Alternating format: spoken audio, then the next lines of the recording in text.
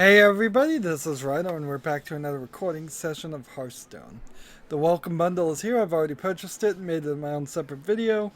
A probably terrible investment considering it cost me $5 real world dollars and the odds of any of my videos making $5 in ad revenue is not high. So we've got 160 worth of quests to do here. Mage is who we're gonna play as. Tavern Brawl, let's just double check to see it's the same one.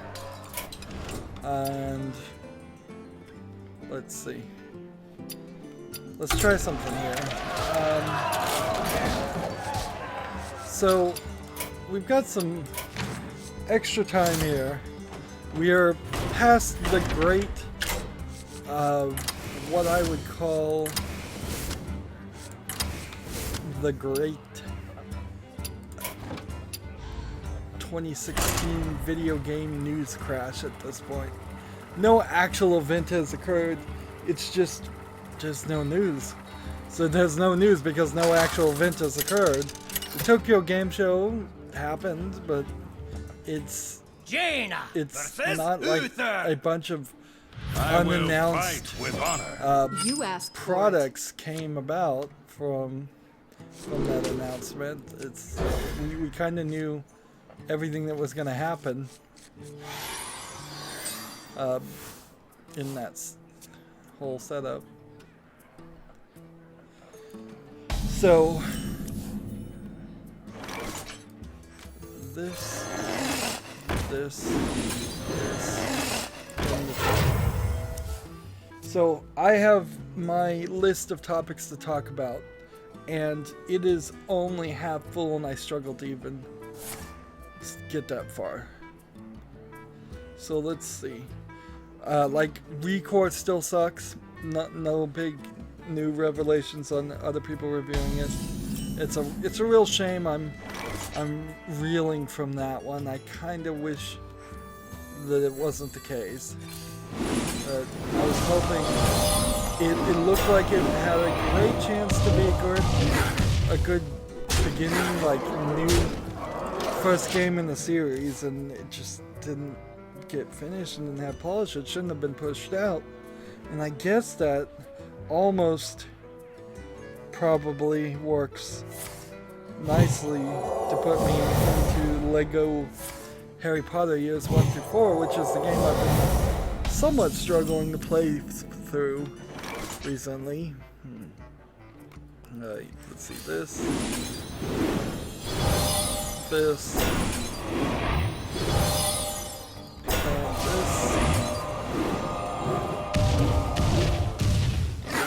here, there.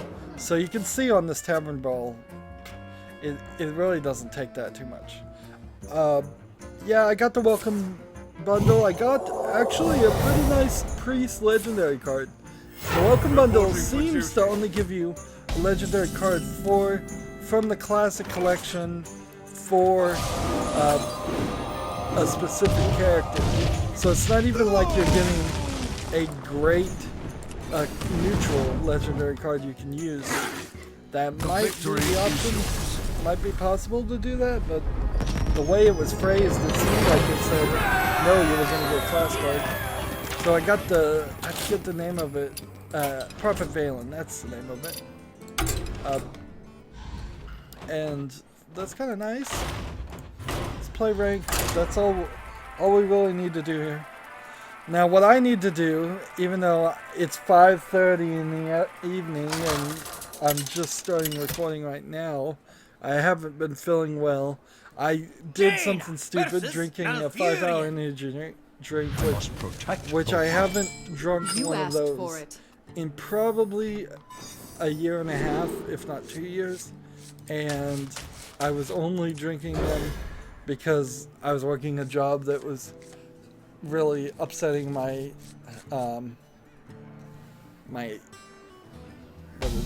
insomnia, and then they were complaining about me seeming tired at work, and I'm like, well, yeah, because you changed the schedule where when I come into work every day, like every day.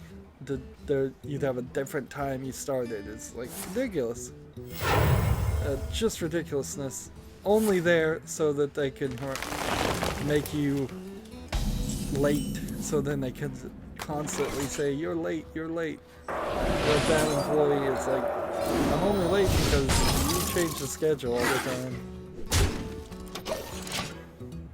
But I won't get into that rant because I think I've probably already done that rant. Over the course of my life, I've ranted about that job to enough people for a lifetime.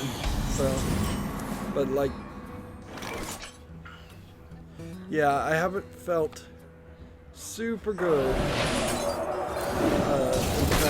after drinking that, and I've been sleeping and just relaxing instead of recording videos as much as I should. But I did kind of power through to do Lego Harry Potter years 1 through 4, which they're combining years 1 through 4 and 5 through 7 together, and they're two almost completely separate games.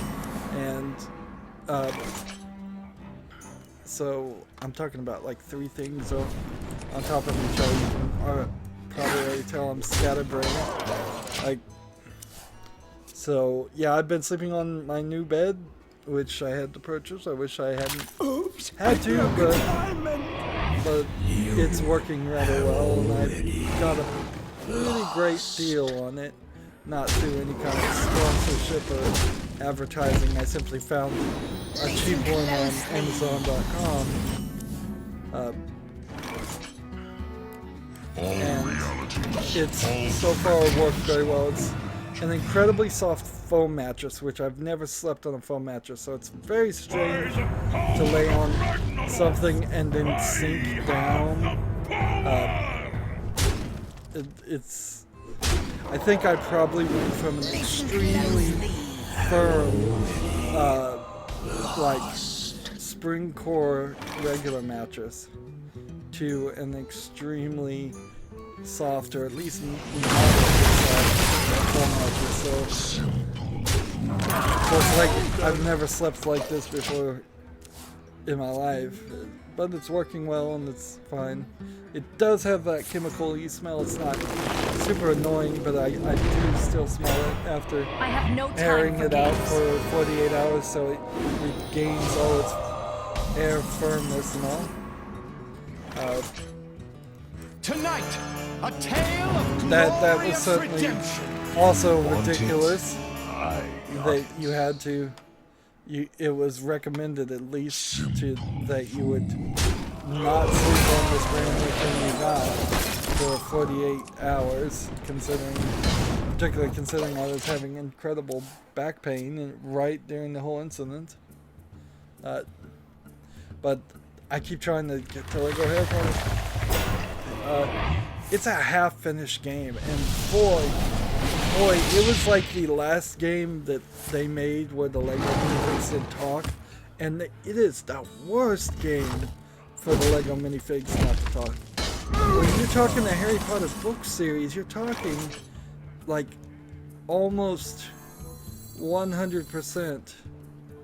A game? So kind of you to join me.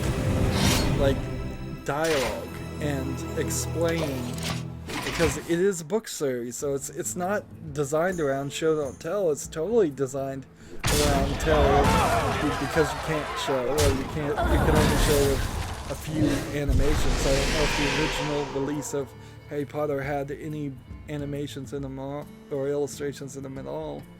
They may have had a few. I think the re-releases eventually did. But there's so many characters in the Harry Potter series.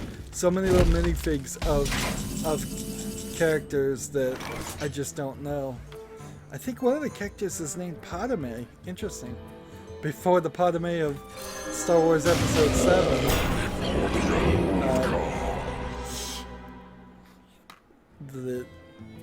I think it was a Padme. It was probably Padme and not Padme with an I in it. And there's a Pavtel and stuff. I didn't really want to go into it too much, but there's, when you look at the collection of the minifigs, there's a lot of I guess you would call them African British kids, because I can't say African American because they're British characters, but there's a lot of like nothing scares me except me.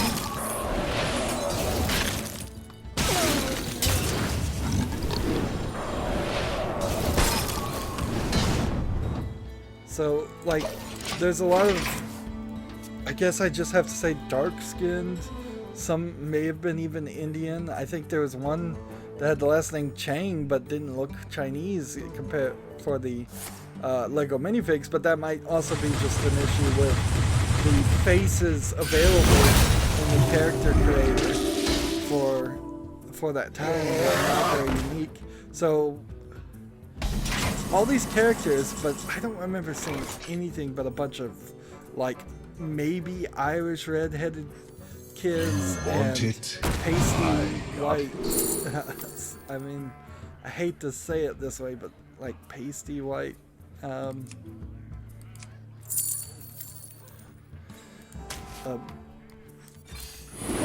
British kids in the movie. And this. Oh, I did that wrong, didn't I? Oh, oops. Freeze. If I had gotten the card that destroys a frozen character, that would have been the right move. And I was thinking about doing that. I just thought I lost this character. It wasn't going to activate him. So, like, there's a diversity in the secondary characters, but not really in the movie, and not really in the main characters. There's a lot of main characters in the book series. I had some major problems with the way the story goes in different ways, and I'll get to that too. In fact, I may, just to kill time, spend the rest of this episode talking about Harry Potter. I dream, and it's important to point out that I'll get him. I've just watched like up to the 4th movie, and then I kind of lost interest and haven't read any of the books. So it may simply be a problem with the movies alone. The Ancient One. But you have Harry Potter. And Ron Weasley and Hermione as the 3 main kids. You kind of only need 1 main kid,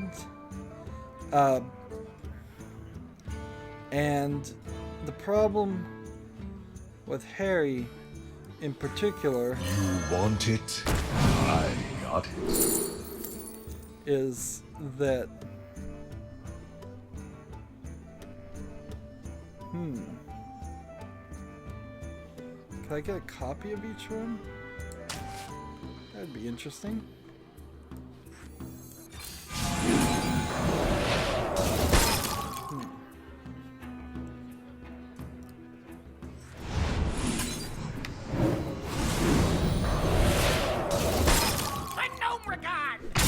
So, you have Harry Potter show up as this effectively Jesus, very much a Mary Sue character. The author kind of feels like they're putting themselves in the place of Harry Potter, and they're always perfect and they're always way more powerful.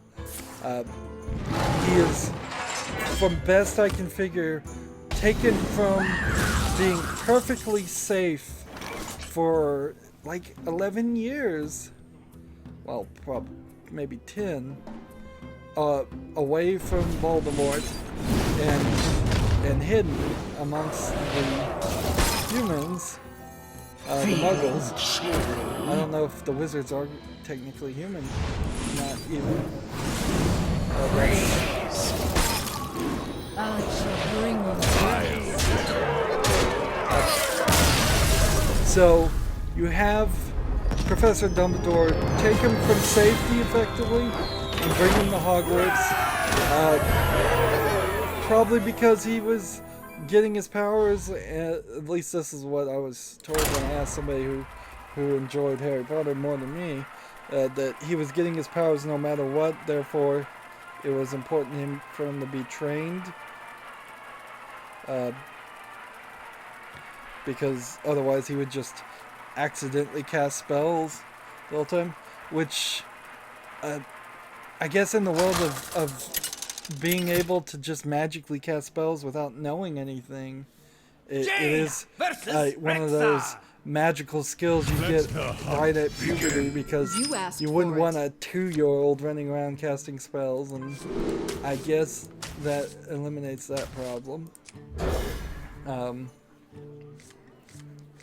So that Professor Hogwarts, Professor Dumbledore of Hogwarts, just is constantly allowing his school to become a dangerous place and putting Harry in particular in danger.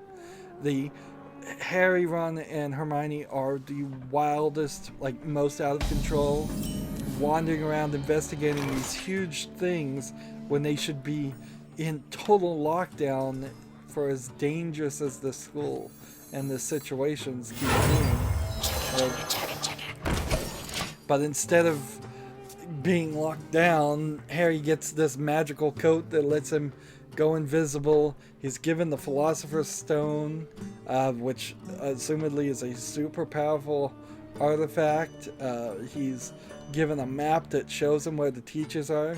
Why don't teachers have maps that show them exactly where all the students are? Why isn't there more than like one night guard in charge of making sure kids aren't leaving the dormitories of this school? The school is very, very British in their uniforms and sweaters and stuff, and cardigans, and that getting translated over visually to the Lego game and particularly in the movie just makes it more difficult to differentiate different people. When you have 100 kids in the room, how not everybody, and me in particular, are going to be able to tell which kid is which. So there was probably in the movies very specific named characters that would just walk in the backgrounds or sit at a desk behind Harry's, and if you hadn't read the book, you wouldn't have any idea that who they were.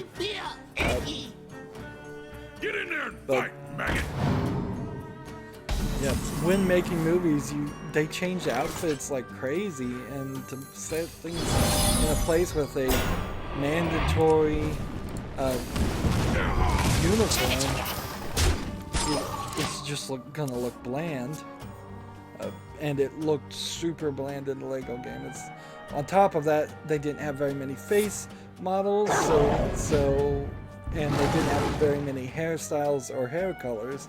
So you would be in specific scenes where you were in a classroom, and it would look like there's literally just a carbon copy of one Lego minifig right next to him, literally right next to him. Maybe that had to do with their engine. Just at the time, they could not even finish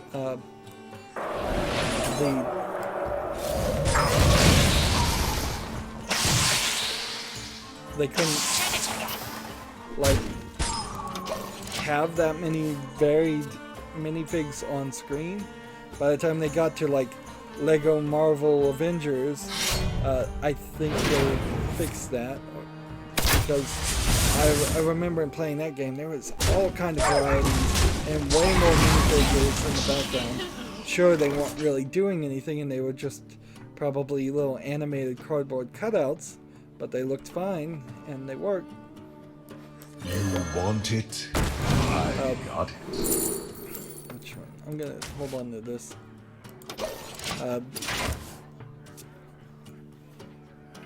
So yeah, the game has no puzzles, no Lego puzzles at all, no Lego places where you turn things.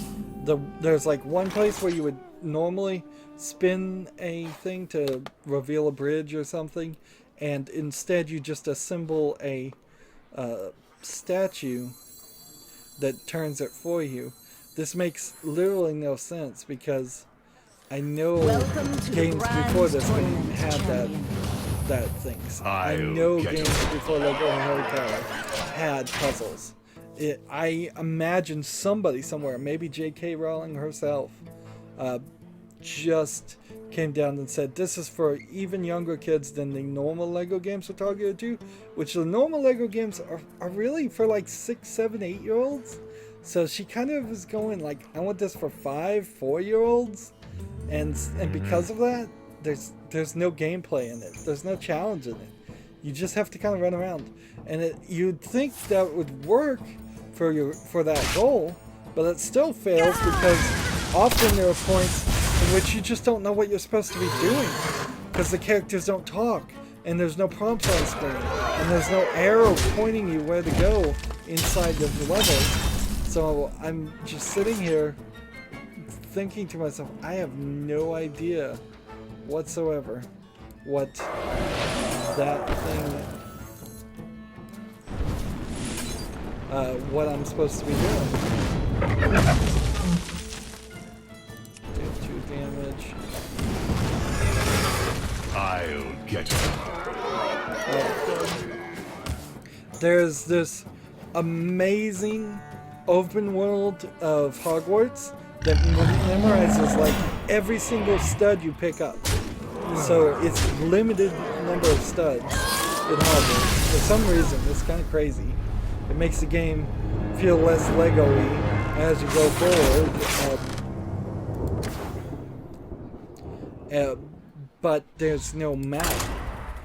There's no interface. There's no idea where to go to reach things.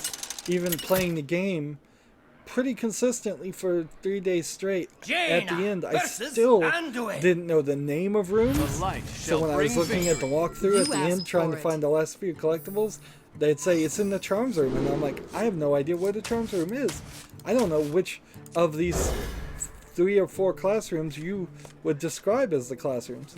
There's at least 4 rooms that I would have said were the defense against the dark arts room.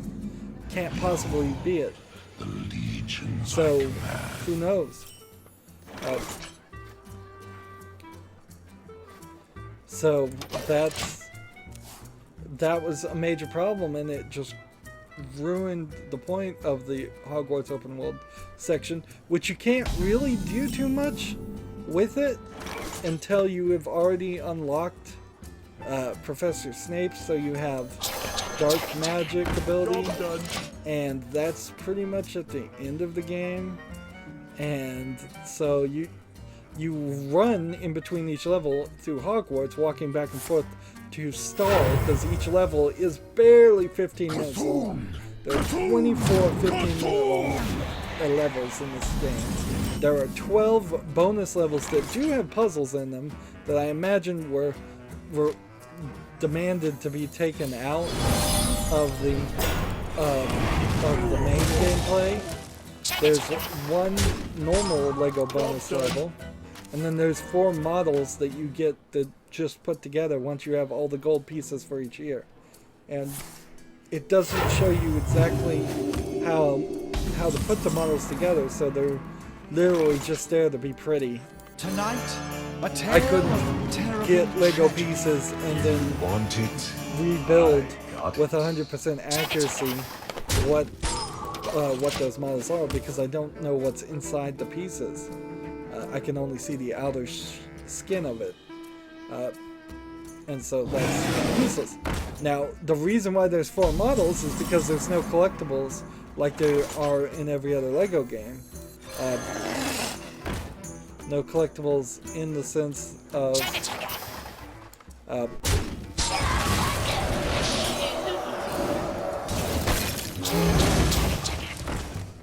I'll get him. on with the show! no collectibles as in the 10 mini kits that are in almost every Lego game. Maybe there was one that stopped doing 10 mini kits because they did something different. This game though just didn't have them. they had 4 house crests that often required you to do maybe 8 things before you got the house crest, but still no minikits. And the challenge levels that were in the original LEGO Star Wars pretty much got stopped being used altogether because there's more games that don't have challenge levels than there are games. Transform a random minion into a chicken. No, that's just not gonna be good. I'll get him. On with the show! Job's done. So yeah, incredibly short game, half finished. Ridiculous that you would have such a big property as Harry Potter and you would just like speed it up to get it out in time. Maybe in hindsight they were right. Maybe Harry Potter's not gonna be that big of a deal. So they just wanted to get that quick buck. In a lot of ways it's WB, which I think is the parent company of TT Games, the makers of LEGO games. I think they made this game as a good excuse not to make a real AAA Harry Potter game, which it definitely should. If I was going to, I would heavily suggest that they should have, during the heyday, come out with a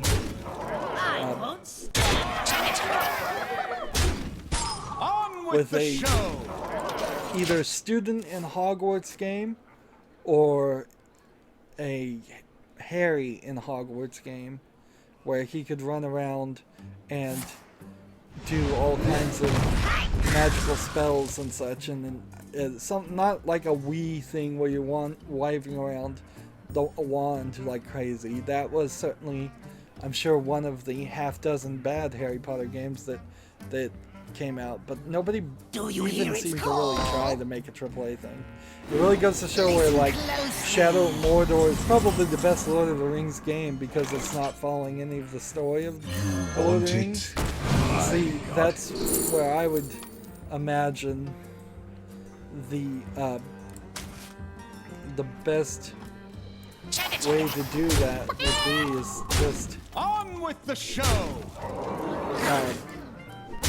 Just have some student at Hogwarts sometime far before or far after. It doesn't even have to be at Hogwarts. Just kind of the same universe, doing fantasy things. The general idea is fine. And let's see. Yeah. So, sadly, I didn't really have that much to say about the game at the end. Because it's just like half finished. It's not. It's really polished and looks really good for a half finished game. It's just a half finished game. With no puzzles, no challenge, no dialogue, no story. Because of no dialogue, no variety, nothing. It's just like this long list of no. What is there is good. It's just there's not a lot there. So. I guess I was right about, I was just going to talk about Harry Potter the whole time. I will have to go back and play years 5 through 7, but then I will probably never talk or play about Harry Potter again unless they make a new game. We made some good progress here.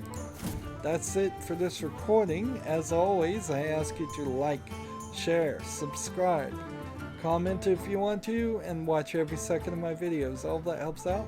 I will probably be talking about Harry Potter more next time too, because I didn't even get to a couple of topics, but I'm gonna wait a little bit there.